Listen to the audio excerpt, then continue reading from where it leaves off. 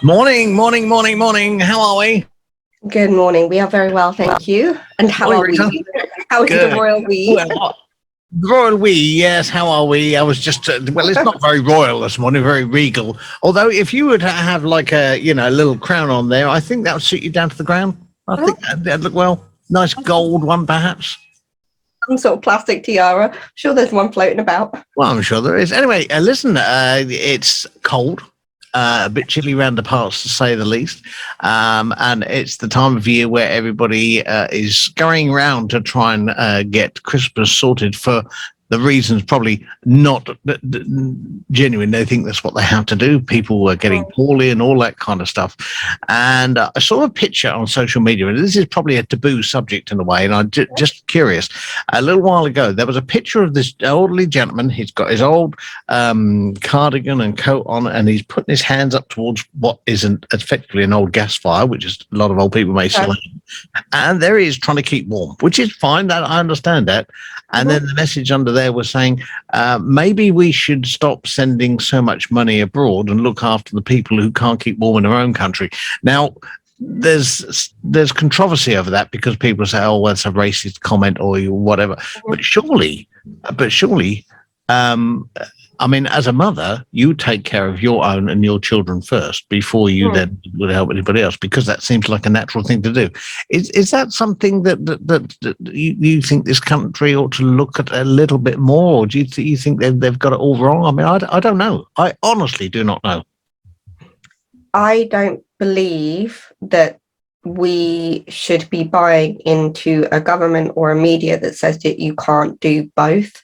Absolutely, if you have people starving and unable to heat their homes in this country, that has to be a priority. Just if my children were sick or in need, that would be my priority. But that doesn't stop me helping another child if I see them in distress. It doesn't stop me helping another mother if I can see that she's unable to care for her child because she doesn't have the funds to pay for clothes or anything like that. You can do both, and I believe that there is a faction of society who are trying to create divides, and it's been going on since 2016. It's been going on since Brexit, when we had obviously a referendum that was relatively close, and it doesn't matter what side you came down on, you came down, most people, on a side. And since then it's been propagated by the media that we should have sides, that suddenly everything is them and us, or you and me. And it isn't. We are a country as a team. And yes, we send money abroad to help other countries, but equally, if we didn't, they would be in an even worse state of affairs, which would then, as a globe, put us in an even worse position as well. We need to look at how we're going to create energy supplies from different places. We need to look at creating relationships with other countries that's going to allow us to have, a society that works for our people at home. And I absolutely agree that if you've got an elderly veteran unable to heat his home, that should be a priority. But I don't agree that if you do that, you can't then help other people. Why can't we do both? If we can spend nigh on 300 billion on PPE that basically went to waste, if we can spend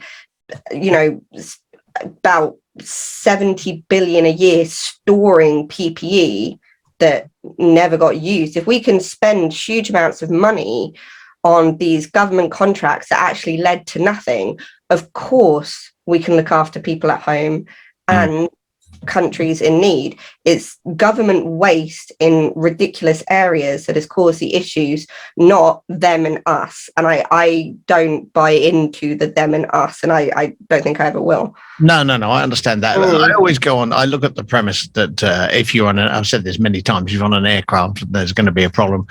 They encourage you to put your mask on first because you can't breathe, you can't help someone else. And that there may be an analogy in that. Right, let's move away from that and get on to Crimbo. So Crimbo in your house looks like it's going to be in full swing. I was speaking to my brother yesterday, and his trees and lights and everything's going on.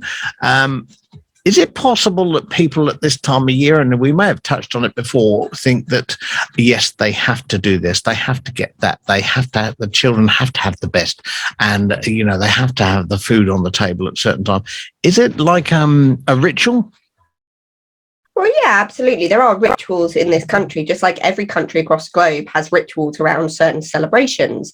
You know, other cultures take Diwali. There are certain rituals around Diwali, certain rituals around Thanksgiving, around Hanukkah.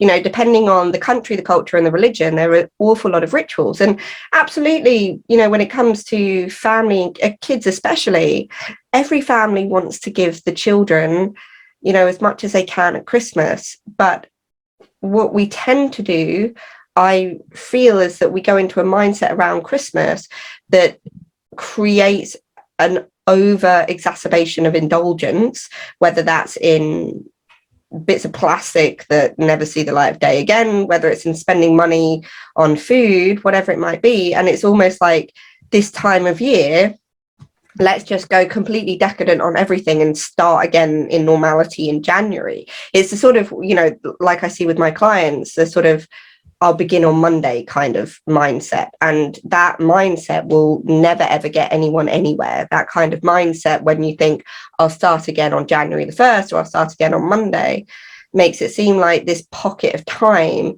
is somehow unique and it won't be happening again next year and the year after and the year after. We know it does. So we can't just neglect it and say, well, you know, this is a sort of a unique situation. It isn't. We don't need to go into debt. We don't need to put on £10 in a month. We don't need to do all of these things to still enjoy our time. It depends what you believe the time, what your perception of celebration is. My perception is spending time with loved ones. Yeah. You know, well, so there's nothing wrong with that.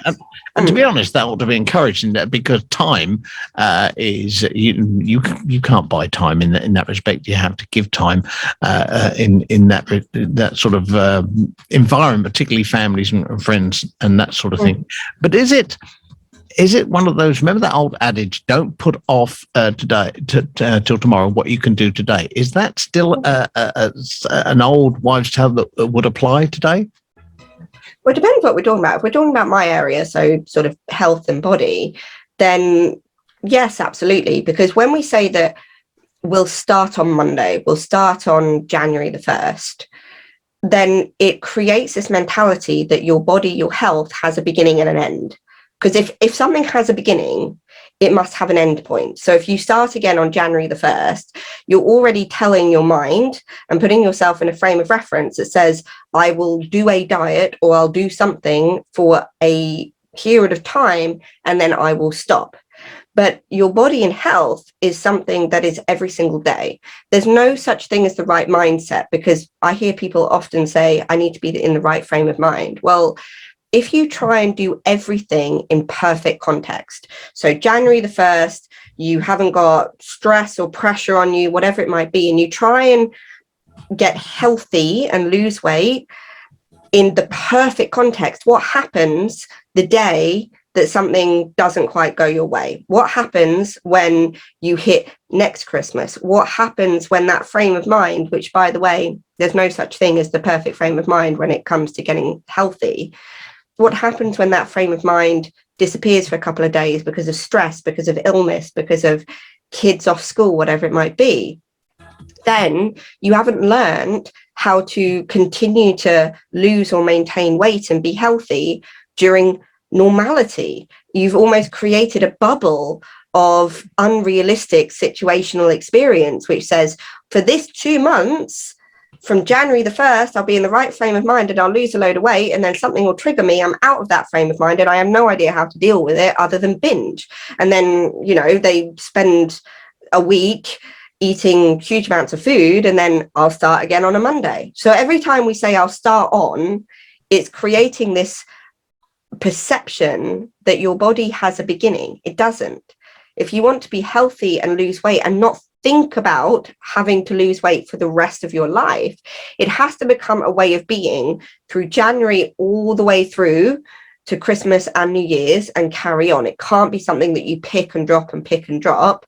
Otherwise, that's where this cycle of yo-yo dieting comes in, if that makes sense. Yeah, it does. But I'm always a great believer in a way of things that they're not things not necessarily black and white in that sense. In it's either this or it's that. There must be grey areas. There must be things where they overlap. For example, you're saying that you're starting on this healthy journey from there, and you're saying that you stay on that. Is there not the old adage whereby you can just step away from that for a moment and then drop back into it, as opposed to stop and start? Just press the pause button, if you like. But that's not really the answer. But do you think that's what people do? Yeah, the thing is, pressing the pause button is then making this assumption that whatever you're doing when that button is pressed is not the right thing for you. You can be a very healthy person and still go out and have a takeaway and have a glass of wine. You can be a very healthy person who cares for themselves and nourishes their body and still goes on holiday and maybe has those little cakes that you see on the buffet and still enjoys their life and has a pizza and does this. A healthy person who is just naturally a healthy person understands that doesn't mean you're pausing. It means that you're just choosing for a slightly different reason in that moment. If I choose to have a Domino's, it's because I'm choosing it for the experience, not because it's necessarily nourishing my body. But then the next morning I'll wake up and I'll choose to have my protein porridge or my poached eggs and asparagus. I'll choose something that does nourish my body. So when you're on this, I'll start on January the 1st and there will be an end date, it's almost saying within that frame of time, everything has to be good. To me, there's no such thing as good and bad food. It's just food. But everything has to be good. Everything has to be restricted. And then you finally get to the end of that period of time. And then, I get to have all of these kind of foods like chocolate and cake and all of these kind of things, which actually don't have a negative effect if you have them once a week or once in a while. It's when you see them as something that you shouldn't have, and then we overindulge on them, just like at Christmas. All of these things that people overindulge on are the kind of foods that they believe that are scarce at every other time of year. I better have 3 pieces of Yule log because I can't have it in January. Why not? I'm sure you can have a piece of Yule log or stollen or a pig in blanket in July if you want. They're not scarce. We don't need to suddenly fill up on them and then just only eat vegetables in January. There's no such thing as pause. It's just you're choosing for different reasons. Okay, well, would be more of a case of using another old adage, everything in moderation. Is that a better way of looking at it? Yeah, so I see it in the sense of all food are friends, right? And we just have friends that we need in different quantities. So we have the day-to-day friends that we could talk to every single day about mundane stuff, about the weather, about job, about kids, and they're good for us. And that kind of thing is your whole chicken, your brown rice, your beautiful vegetables, your fruit, those kind of friends that we can have every single day, and they're good for us. And then we also have friends who are still friends. They're not bad, but maybe they're the kind of people where you're like, they say, let's go out, and you know that they're going to go shots, tequila, right? They're the kind of friends that you can handle, but maybe once a month or once every couple of weeks. And they're still good for you. They're amazing for your quality of life. You need them because they make you smile. They make you happy. They give you not every day fun, but just not every single day. That's how I see food. There's no such thing as good or bad. They're all just friends in different proportions. Okay. All right. Oh, well, that gives us something to think about. Well, look, I know you've got clients coming up, and it's time to go. Listen, we'll be with you next week. You'll be with us next week. Yes, next week. You had absolutely. to think about that, didn't you? Had to think about that. I don't know. I was like, is it Christmas yet? No, it's not. We will be here next week. All right. Okay. Listen, Rita, thank you very much. Enjoy your day, and I hope your clients take on all that wonderful information you give them. And if they don't, I'll send the boys around. That's what I'll have. Have a wonderful day. All right, Rita. You take care. We'll speak to you soon. Ta-da. Bye.